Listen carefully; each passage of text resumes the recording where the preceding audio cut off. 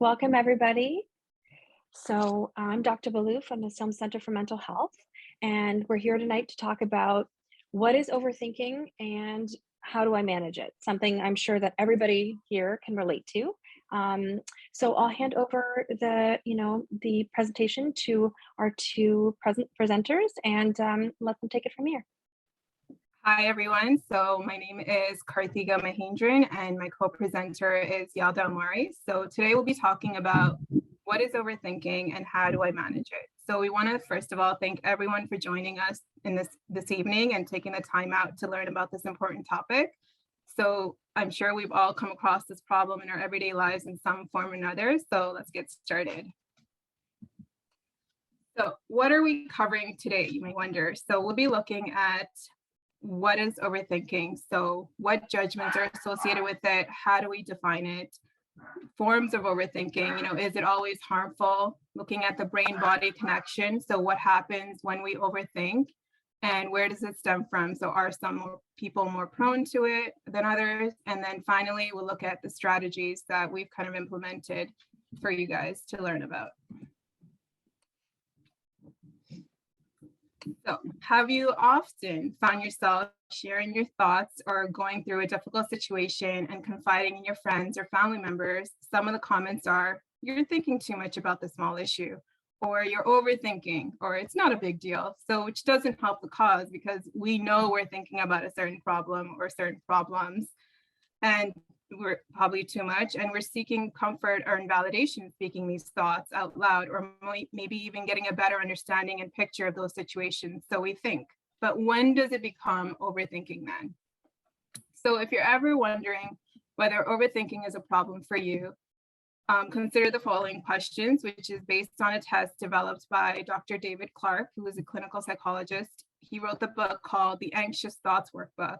And some of the questions you can ask yourself is, are you easily aware of what you're thinking at any given moment? Do you often question why you're having certain thoughts? Do you often look for a deeper meaning or personal significance of your thoughts? So when you're feeling upset, do you often focus on, what you're thinking? Do you have a strong need to know or understand how your mind works? So do you feel it's important to have strict control over your thoughts, or do you have low tolerance for spontaneous and unwanted thoughts? Or are you often in a struggle to control your thoughts? So overthinking is often associated with depression and anxiety disorders. So if you said yes to most, if not all of these questions, then yes, you have the tendencies to overthink. All right, so what is overthinking? So when we think of the word overthinking, what usually comes to our mind? Is there a judgment? Is it negative? Why do we think so much? We overthink our overthinking when we've fallen into the habit of thinking too much.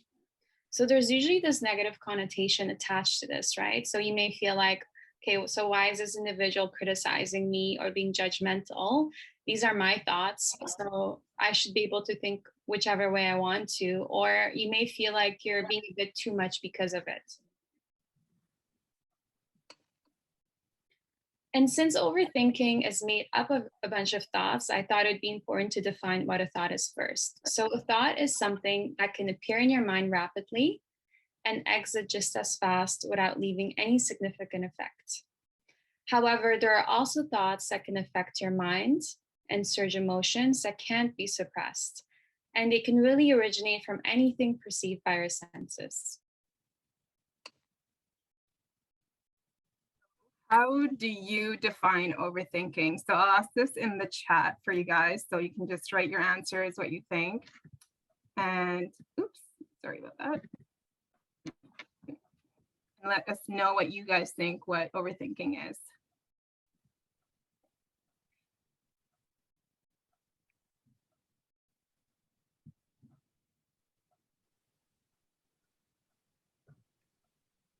Anybody? See anything? No? There's one answer here, thinking too much about the same thing. Okay. Good kind answer. of over and over. One as well. So someone said, looking at all possible scenarios for a situation. That's a good one. Another one is thoughts that consume you.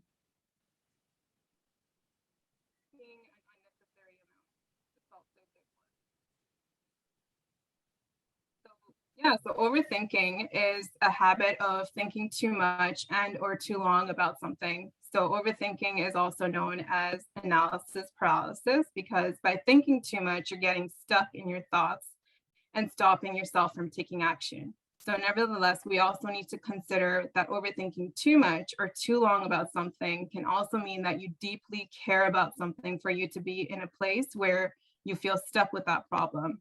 Or, according to Urban Dictionary, overthinking is a great way to F things up.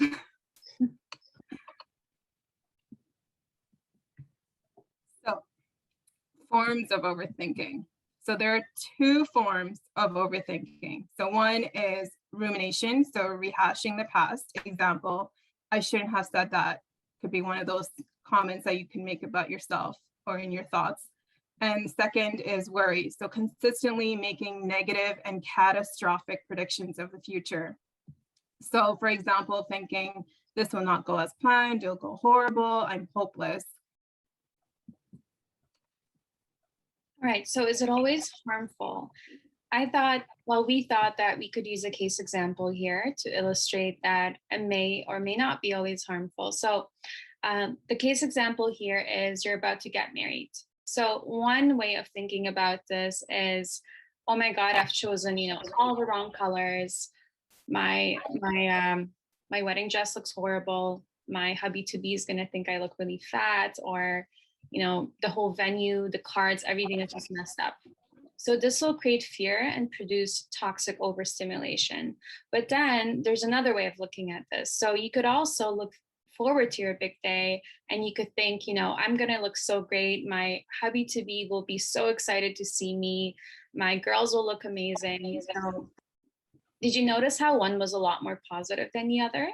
So is there such a thing as positive overthinking or negative overthinking? And there is. So positive overthinking is pleasurably stimulating, even though you may think about the same topic throughout the day and into the night, it's not really seen as a problem. And next we have the brain-body connection. So there are two main factors to consider here when we're thinking about the overthinker. So the first one is the fight, flight, and freeze response. So our body produces cortisol and adrenaline when it perceives any sort of threat or danger. And this is our body's natural way of, fighting, fleeing, or freezing. And it's activated by the survival response. There are other responses, but we're only going to focus on these three main ones for today.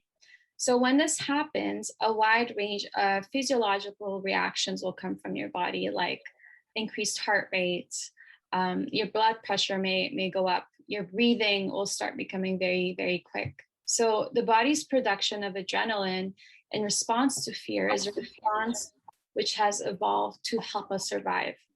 So if our ancient ancestors, for example, were startled by a noise, they would either attack, which is fight, run away, which is flight, or stay very, very still, which is freeze. So when that adrenaline kicks in your body, it sends more blood to your extremities, like your legs, and less to your stomach, which is why we sometimes have that like butterfly feeling when we're feeling very anxious. But this means that you can run very quickly and become physically stronger if there was someone attacking you or something. But the reason why I'm explaining all this is because most likely we won't encounter like a bear or something unless we're like hiking in the middle of nowhere. But our contemporary jungle is actually our way of thinking, our mind and our imagination is what triggers this adrenaline production. So you might be thinking about not having the biggest house or the clothes that you want or the perfect body. But then these beliefs are mistaken as real life threats, even though we know that they're just beliefs and not actual facts. Our body responds to it as an actual fear. And then the next component here is genetic predisposition. So when we think of anxiety, we can group them into two different parts. So one, there is state anxiety. So state anxiety is a natural response that we have when facing a scary and threatening situation. And everybody has this. Like no one in this room can say they haven't had anxiety. Like I'm sure you've had it when you've written a big test or something like that. So we all have state anxiety. But then the other component is trait anxiety. And this is something that not everybody has. It's more like a personality trait, and it shows up in more than just scary situations. So for example, being a more anxious person than the average person. So given what we just learned, how you respond to a threatening experience, your state anxiety, depends on your genetic predisposition. So say you had really anxious parents, they could have passed this on to you, and then you also have that reaction when you're in these really threatening situations. So if you have the predisposition to high trait anxiety, your experience would last longer and more intensely. So it would color a lot of your memories in a very negative manner. Okay, so the next example is, we're going to give you a case, is meeting a dog at a park. So imagine it's a sunny day and you're out playing with your friend in the front garden when a very excited neighborhood dog decides he wants to join in. So both you and your friend are startled and start to squeal nervously. So the owner of the dog comes over to you and apologizes and reassures you both that the dog is very friendly and loves children and he just wants to play. So then off they go, leaving you and your friend to continue with your game. However, the difference between you and your friend is that your buddy calms down fairly quickly and is not really affected by the experience. So he'll probably only reach like a 6 out of 10 on the distress scale, so 10 being the most anxious you ever felt. And then you, however, with the high anxiety, are still experiencing a racing heart, shallow breathing, and other fear-related sensations, which peaks about, let's say, 9 out of 10 on the distress scale. So your fear feels more intense and takes longer to resolve. So the next time you and your friend see that dog, or any dog for that matter, it will look like your friend and you experiencing different things. So ingrained in your memory is the distress you felt, and hence you develop a fear in response. So wanting to flee from that stimulus. So your friend, on the other hand, can't wait for a bit of play with the dog. So where does it stem from? So it stems from negative core beliefs about yourself. So, telling yourself I'm a failure or I'm hopeless, expectations and comparing yourself to others, and comparing yourself to yourself, even wanting to have control over a situation, protective or survival strategies for coping, or you're over-analyzing conversations. Let's say, for example, like you're rereading text to find the true meaning behind what someone else said to you, or a lot of what ifs and shoulds also, and you're thinking about like worst case scenarios, or you're having like difficulty making decisions. And you're also like reliving past traumas as well. So are some people more prone to overthinking? So we do want to clarify that we all overthink at one point or another, but some of us may overthink more than others. And the three basic things that underlie overthinking is stress, depression, and anxiety. And apart from these three basic issues with one's self-esteem and self-doubt can also be common causes for overthinking. Another interesting factor actually is upbringing and parenting style. So say you had a parent that never let you try anything new as a child. So as you grow up, you may start doubting your own thinking because you were never really allowed to make any decisions on your own. On the contrary, so say your parents were overly critical. So everything you did, they picked on, criticized, and they made you feel powerless. Now, all of a sudden, as an adult, you may also start doubting your thinking. We also spoke about genetics earlier, so I'm not going to go over that, but this sort of shows that it's a mix of both nature and nurture that play a role in the development of the so-called overthinker. And should you be concerned? So before even knowing whether you should manage it, I think an even better question is to ask yourself, should you be concerned about your overthinking? And one way to answer this is if your thinking comes in the way of your ability to function, then it is problematic. And you'll know it's problematic when it affects your relationship with others. It may affect your job performance, your social life, and takes a big toll on you. And strategies. So I think most of us here are here for the strategies. Things that we've maybe tried in the past weren't the most helpful. I think we've all sort of heard some sort of conventional wisdom, like, just be more positive or just stop thinking about it, which isn't always helpful. So we're here to teach a few new strategies.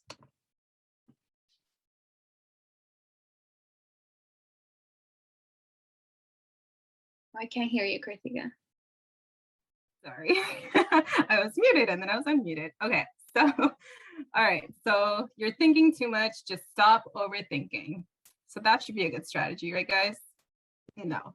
So, well, that's not effective. So what we want to do is give you some tools that we use in therapy by using different modalities in psychology to help with overthinking. So changing thoughts and mindsets. So there isn't a natural switch to turn off things just like that. And often this statement makes us more mad. And so, however, sometimes it can help depending on each individual and their needs. So it can help us acknowledge that we are spiraling out of control and pull back to regain some of that perspective. So for example, I'm worried about my boss, this email, and I begin to interpret it as me being fired. So distinguish between you and your thoughts.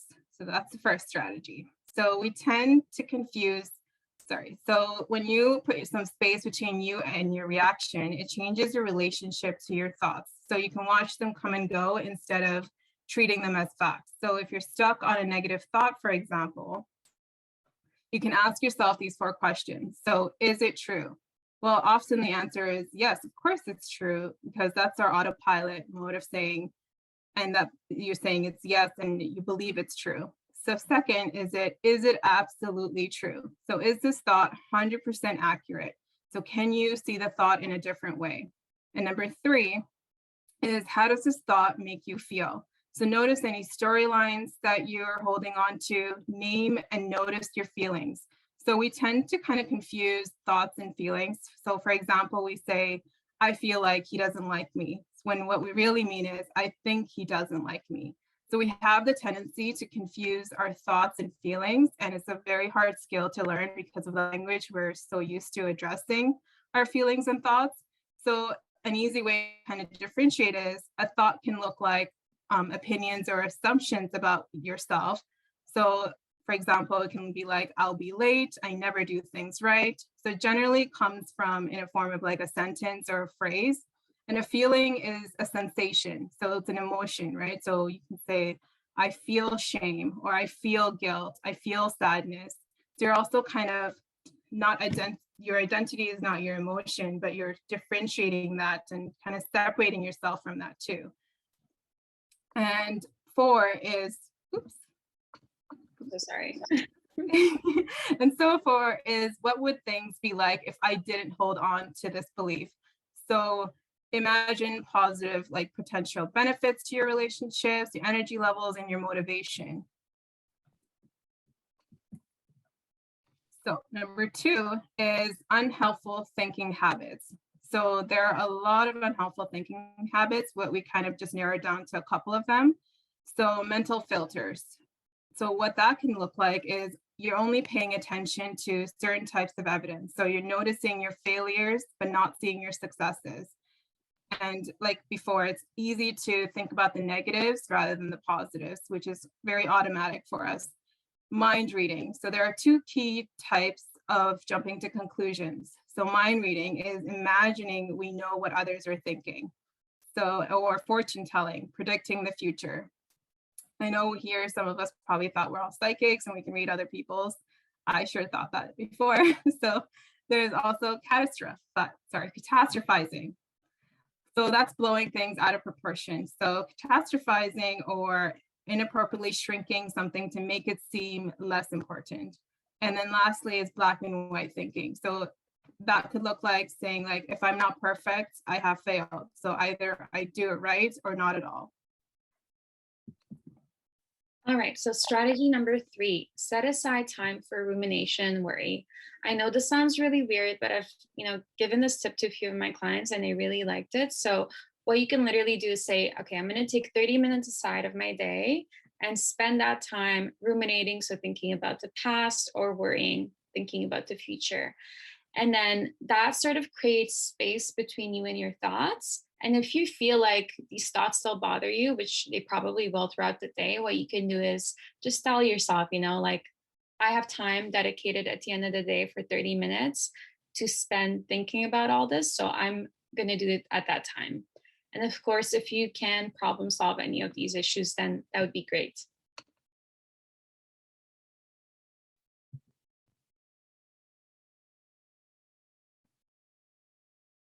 This is you, Karthiga. Yes, sorry, thank you.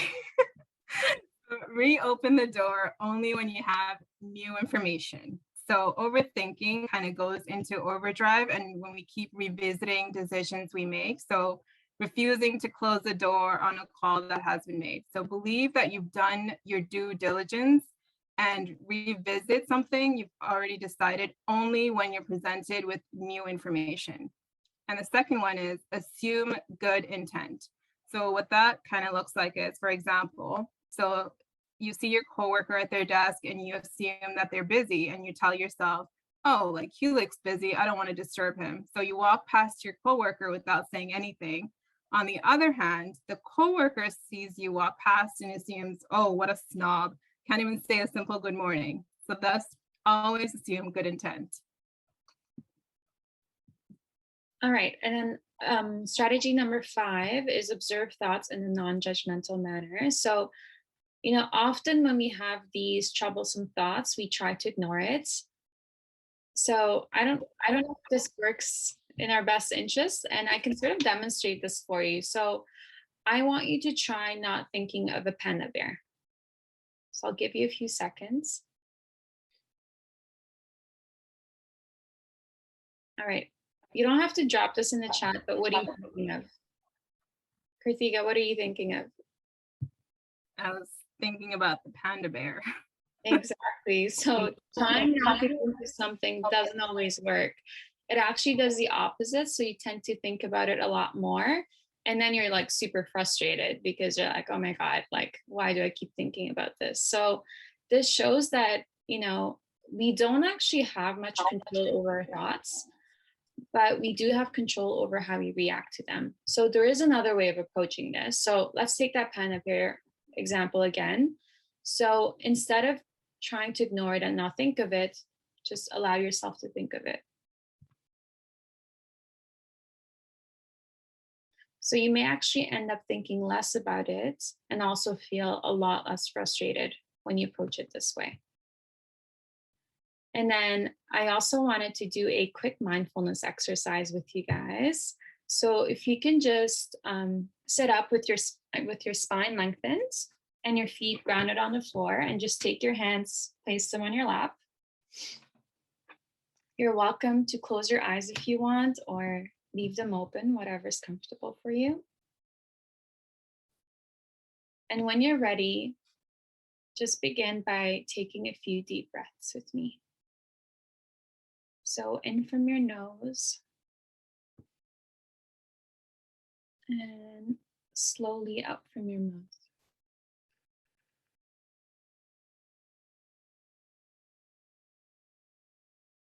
Again, in from your nose and out from your mouth.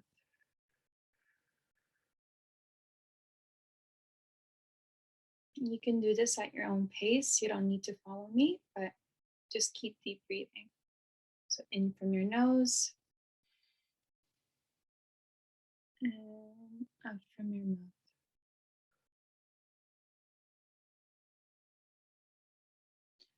So you may notice that as you're breathing, your thoughts are present.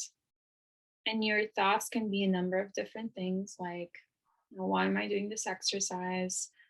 It's not working. I'd rather watch Netflix. This is like super boring. But just notice how your mind wanders and all the different thoughts that you're having. So just take a moment and notice it. They could be thoughts about the past, the present, the future. Your thoughts could be judgments that you may hold, or opinions and dreams. And all I want you to do is simply notice them. So you could go, oh, here goes a thought, and just let it come and go at its own pace.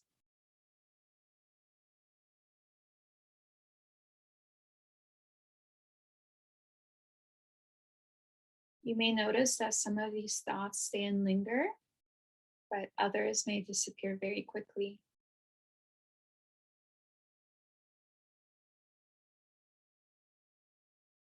And if any thought has trapped you and you're lost inside it and spiraling down, just notice it and bring your attention back to seeing thoughts as just thoughts. I know this is a very hard exercise to do, but the more we practice these things, the easier it becomes. So if you could even like YouTube this, like a mindfulness exercise for your thoughts and practice it, it can come a lot more like organically for you. So I hope you like that. Strategy number 6 is acceptance work of thoughts that come and go. So this is very similar to the exercise I just did, but it uses a sushi train metaphor. So there's a video that we actually want to show you regarding this, but it sort of helps you to unhook from thoughts. And when I say unhook, I mean not get attached to them and lost in them. And this is really great for people who struggle with anxiety or depressive symptoms, or if you're just, an overthinker and you want to have more control over your thoughts. So let's go ahead and watch this now.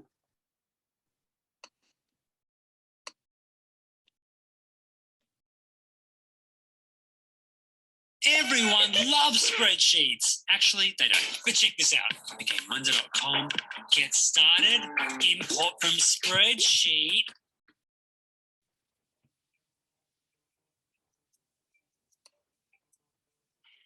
So imagine that you're sitting in front of a sushi tray at one of those Japanese restaurants, and there are all these dishes going past on the tray. And in the center, there is the chef, creating all of these dishes. The chef is like your mind, and the dishes are like all of those thoughts, ideas, memories that keep cropping up, coming and going all day long. Some of the dishes on that sushi train may be very appealing. Some of the stuff on that sushi train may be unappealing. And some of it may be neutral and take it or leave it. And it's much the same with our thoughts, memories, ideas that pop up throughout the day. Some of them are very pleasant. We really like them. We want to hold on to them. Some of them are very unpleasant and we just want to turn away from them, get rid of them. And a lot of them are kind of neutral. They're neither positive nor negative. So all day long, the sushi chef of our mind is creating all these different dishes, and the train keeps carrying them round and round. These thoughts keep cropping up throughout the day. Now we can learn to step back and watch our thoughts coming and going in much the same way that we can step back and watch that sushi train. An unpleasant dish pops up on the train. We don't have to turn away in disgust and horror. A pleasant dish comes by. We don't have to reach over and grab it and stuff it down our mouth. And we can do the same with our own thoughts. We can step back with an attitude of openness and curiosity and watch them come and stay and go in their own good time.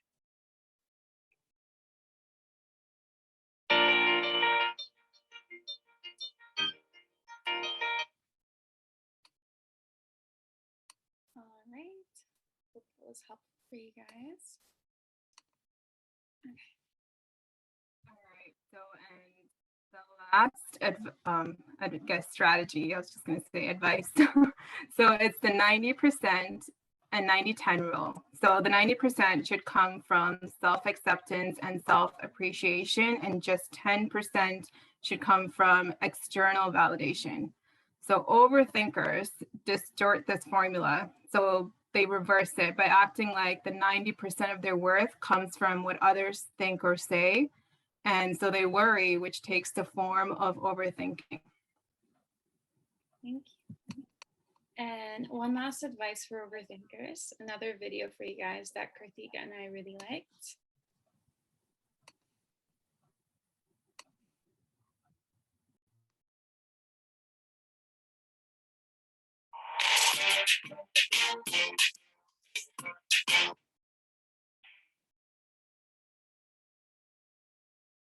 What is your advice to overthinkers? A quote that has helped me immeasurably, and it's from a book called The Horse, the Boy, the Fox and the Mole. It's a boy and a horse are in the woods, and the boy says to the horse, "I can't see a way through." And the horse says, "Can you see your next step?" And the boy says, "Yeah." And the horse says, "Then just take that." Wow. And it hit me. Yeah. All of the time, we look at the goal, we look at the future, we look at the end game, we look at how long a journey it is, and we feel overwhelmed. Yeah. Instead of that, just go, right, I'm not going to worry about that, because that will come. With each step, you will get closer to that. So I don't need to worry about how far away it is. All I need to focus on right now is my next step.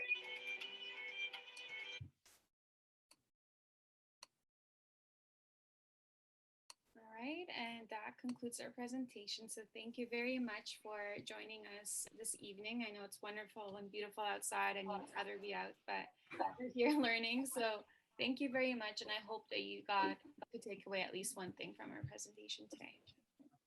Yes, and thank you. So does anyone have any questions? So we'll take questions and discussion times.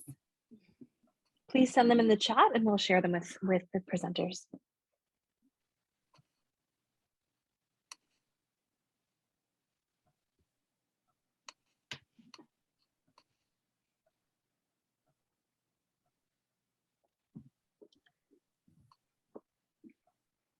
So one of the questions that came through is that you've given us some really great strategies for how to manage overthinking. This person wants to know, is there any way to completely get rid of overthinking? Okay, I can answer that, or do you want to answer So that? there's no way we can get rid of overthinking because it's just part of who we are. So that's what we say, how we can manage overthinking. So there's no way to get rid of an emotion. So that's kind of like part of that process as well of overthinking. Just to add to that, so our mind is sort of evolved this way. So it's taking thousands of years to have the brain that we have, right? So there's actually a function for the reason why we overthink. So if you think back to some of the examples that I gave earlier in regards to like our ancestors, overthinking situations are actually helpful back then because say you encountered like a wolf or a bear or something, if you were overthinking that scenario, you had better chances of surviving it the next time you were out. But what we're actually doing right now is we're overthinking like conversations or situations we're in, which is not really threatening our safety, but we're evolved in that way. So like Karthiga said, we can't really stop it, but we can try and manage it. Okay, thanks. Here's the next question. I've been called an overthinker and it's been used in a mean way. How do I tell people to leave me alone? Sometimes I like overthinking. Is that okay? So one of the things to ask yourself is, is it getting in the way of, you being productive, like you taking action? So are you just thinking about it over and over again that you're feeling stuck? And when that moment of stuckness comes, that's kind of the tendency for us to overthink. And there's also positive and negative overthinking, right? Like I could be lost in my thoughts thinking about really great things and that could make me feel really good, and that's none of anyone's business, right? So that's up to you if you want to engage in that. So I'd say keep overthinking if it's not coming the way of your life. Yeah, it seems like there's a point of diminishing returns, right? There's a point at which it stops being, like maybe at first, a couple extra thoughts about something might be useful in clarifying or understanding how you're feeling about it or why you're feeling some way about it. But it seems like what you're saying is like at a certain point, it starts to get in the way. It starts to be unhelpful. And that's really the point that, some of these strategies would come into play. Exactly. Yeah. Let me see if there's other questions here.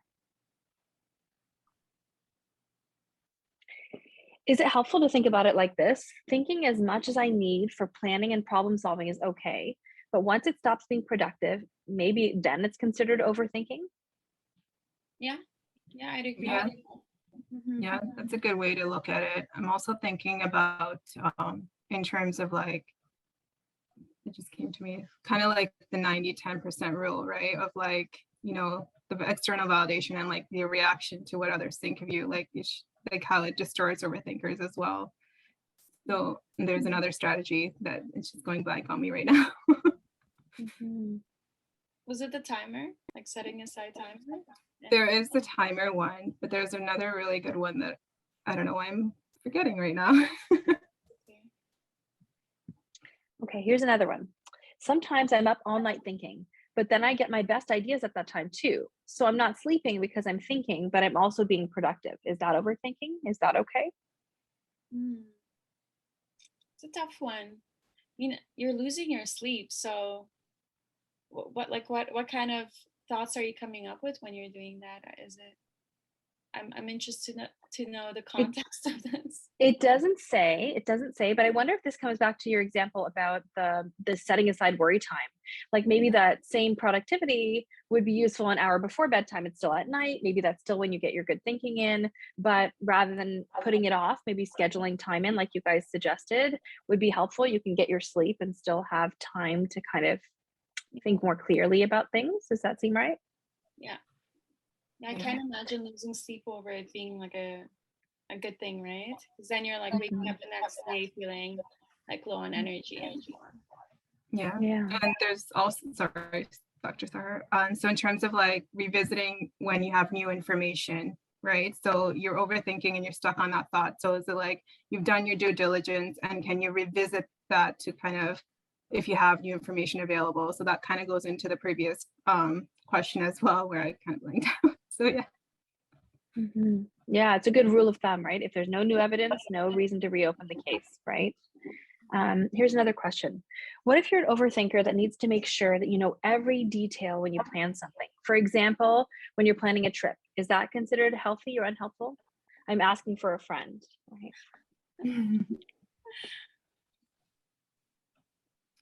I mean, our automatically, well, it's where it's like a survival instinct, right? Like you're preparing for something to stay away from a threat to protect yourself. So you're planning a trip and maybe you going to like every single minute to the detail planning for that trip. And that could be like a safety response too, right? So it's like that automatic response of like, okay, am I going to be safe at this trip because it's a very unknown place? So that's when we kind of have, this is a survival response of like knowing that I have to plan this to the T so that it's safe for me and I can know that I can be aware of things. And acknowledging that is a good start to saying like, okay, maybe this is an overthinking process, but is it a healthy way of overthinking? Does it feel like in an example like that, when we're talking about overthinking, that maybe sometimes overthinking can feel really productive when it's not? It can feel like we're busy or we're in control or like we're being effective when really, you know, it's costing us so much to do that. Exactly, because that example that you just said, Dr. Balu, it makes me think that the person just wants a lot of control, and there's a lot of things that is actually not in our control, especially when we go to like a foreign place and there's this new environment and there are lots of like things that you may not expect. So there's like a fine line there, right? So maybe reminding yourself that not everything has to be in your control, but also be an effective strategy there.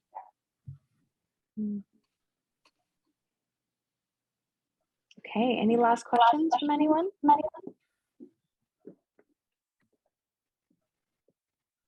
Oh, here's one. Sometimes I think that I overthink to avoid my feelings. Right now it's helpful because I'm not ready to feel stuff. But if I decide I'm ready to, what kinds of things can I do to start?